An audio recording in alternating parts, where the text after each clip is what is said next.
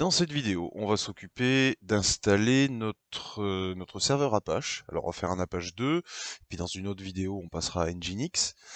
Là pour le coup on va faire une installation classique, hein, on va continuer notre installation classique, le MariaDB, l'Apache 2, puis on se fera un petit PHP là-dessus, et après plus tard on se verra aussi le Node.js, vous allez voir que c'est encore plus simple. On reprend notre système, le WSL2 avec le sous-système Windows pour Linux. J'ai ça ici, je vais fermer ça. Voilà. On regarde la liste donc de nos machines. Hop. Normalement, j'ai ce qu'il faut à disposition. Ah, je me suis trompé. WSL-L-V. Voilà. J'ai mon Ubuntu ici, je vais toujours me baser dessus. Donc, je reprends l'Ubuntu 20. J'attends que ça démarre et je me replace donc dans mon dossier utilisateur. Pour une installation de tout ce qui est de plus simple, alors évidemment, hein, on se sera mis à jour, update, upgrade, on revient pas dessus. Pour une installation toute simple d'Apache, on va faire un sudo apt install, oups, apt install Apache 2. Ça se met en place, ça va s'installer. Et on se retrouve en paix. Bon, on va pas s'occuper du firewall, hein, du mur de protection. On s'occupera de l'installer et de le mettre en place plus tard. Pour l'instant, ce qu'il faut regarder, c'est est-ce qu'il a démarré, est-ce qu'il est en place ou pas. Je vous rappelle que dans le WSL, on n'a pas par défaut le système D, donc on va utiliser le bon vieux service, sudo service Apache 2 status. Apache n'est pas démarré, évidemment, on n'a pas de système D, donc il n'y a pas de démarrage automatique. On va se le démarrer avec un start. Voilà, et puis derrière, on va en profiter pour se faire encore une fois un petit status. Apache 2 est démarré. Et puis classique, hein, moi aussi c'est un truc que j'aime bien encore une fois faire, je vérifie s'il est bien à l'écoute sur les ports correspondants. Sudo netstat-aln. Et effectivement, par défaut, je vois qu'il écoute bien sur le port 80. Je vous rappelle un petit concept, le port 80, c'est donc le port par défaut de la communication sur Internet, enfin du web sur Internet. Aujourd'hui, ce que vous voyez plus souvent, normalement, c'est le 443, c'est-à-dire ce port sécurisé par certificat SSL, qui fait apparaître le petit logo dans l'URL de votre navigateur, juste à côté. Mais pour l'instant, on va s'occuper que du port 80 pour une première mise en place. Alors, ce qu'on pourrait tester dans un premier temps, c'est si mon serveur est bien démarré, si j'arrive à accéder au premier site que met à disposition Apache. Apache, par défaut, il vous met un site basique. Donc, ce qu'on peut faire, c'est directement, au lieu d'une URL, parce qu'on n'en a pas, mettre notre adresse IP dans le navigateur. Au pire, si on veut se la retrouver rapidement, bon, ben, on a un IPA, on connaît la méthode, je vais simplifier, pipe grep ETH0. ETH0, je rappelle que c'est le nom de ma carte réseau. On voit qu'on est sur le 172.17.64.138 et je vais mettre ça directement dans mon navigateur. Autre commande, on peut faire un hostname-i majuscule. Il nous donne aussi le hostname par défaut, évidemment là il n'y en a pas, donc encore une fois c'est l'adresse IP.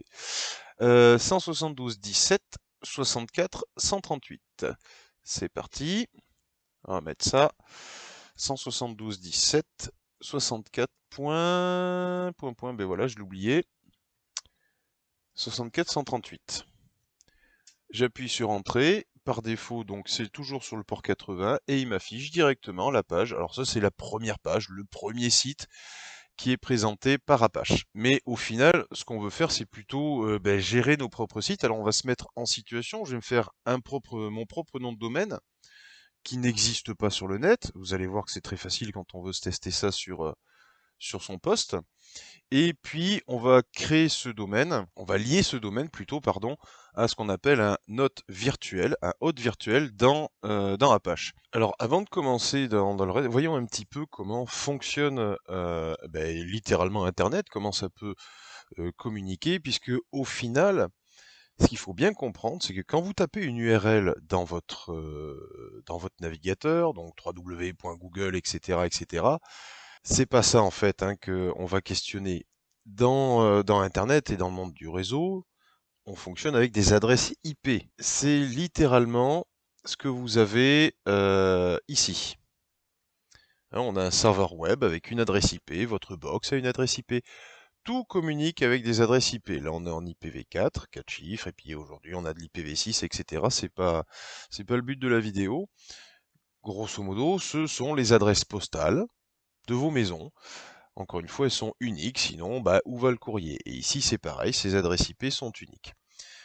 En fait, quand vous tapez une URL dans votre navigateur, donc on va imaginer ici mon-domaine.fr, la première question, si c'est la première fois, la première question qui va se passer, c'est en fait, où est mon domaine.fr? Et vous n'allez pas poser la question à un serveur web, vous allez poser la question à un serveur DNS, Domain Name Server.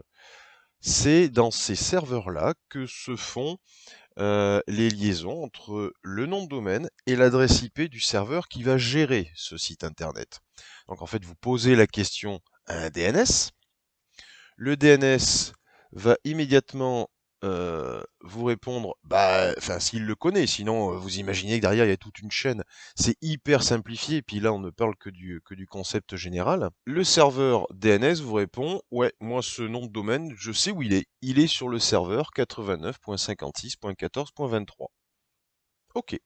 Maintenant votre PC, ce qu'il va faire littéralement, c'est aller poser la question à cette adresse IP. Salut mon gars, on m'a dit que c'était toi qui gérais ce site, enfin le site de ce nom de domaine. Eh ben, je voudrais mon-domaine.fr. Alors là, on va rentrer un peu dans le détail. On va zoomer un chouïa. Notre serveur, en fait, on dit web server, mais dans un serveur, il y a évidemment beaucoup plus de choses. Donc, on va imaginer qu'on a un service Apache 2 qui tourne. À droite, vous voyez qu'on peut se retrouver aussi avec un serveur SSH, un serveur mail, MariaDB, Samba, etc., etc. Tout un tas de serveurs, donc de la connexion à distance, du mail, de la base de données, du partage de fichiers. Et Apache 2. Alors Apache 2, et on le verra en détail quand on va entrer dans les fichiers de configuration, il va d'abord les sites actifs et les sites à disposition. Il a les sites actifs et les sites à disposition. Donc moi j'arrive sur le serveur, enfin moi, le PC, et il dit voilà, je voudrais mon domaine.fr. Est-ce que c'est toi qui me gères ça? Et puis si c'est toi, donne-moi le truc. Du coup, Apache va se poser la question en interne, est-ce que j'ai ça à disposition dans les sites actifs? Oui, oui, j'ai bien mon-domaine.fr dans les sites actifs. Et à ce moment-là, et uniquement à ce moment-là, le serveur web commence à vous distribuer le site et vous voyez la page d'accueil. C'est comme ça que ça fonctionne.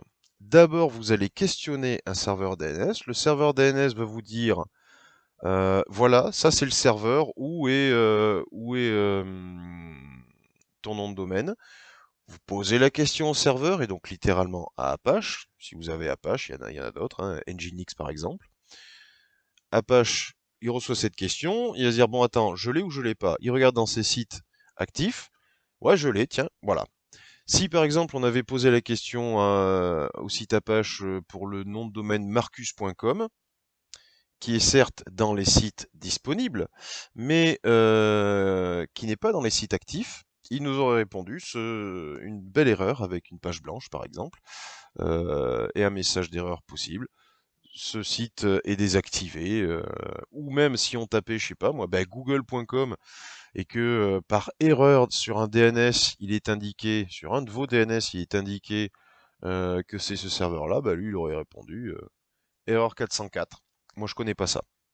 Donc voilà un petit peu comment ça fonctionne au niveau d'Apache et au niveau de la communication web sur Internet et dans n'importe quel réseau.